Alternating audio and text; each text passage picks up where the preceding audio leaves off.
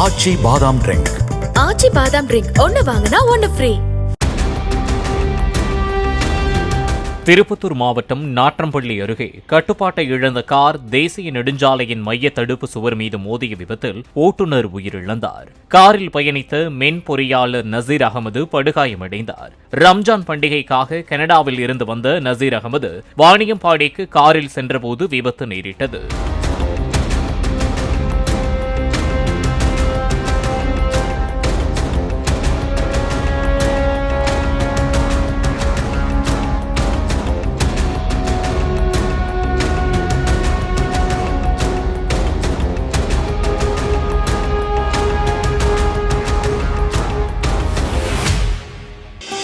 ஆச்சி பாதாம் ட்ரிங்க்.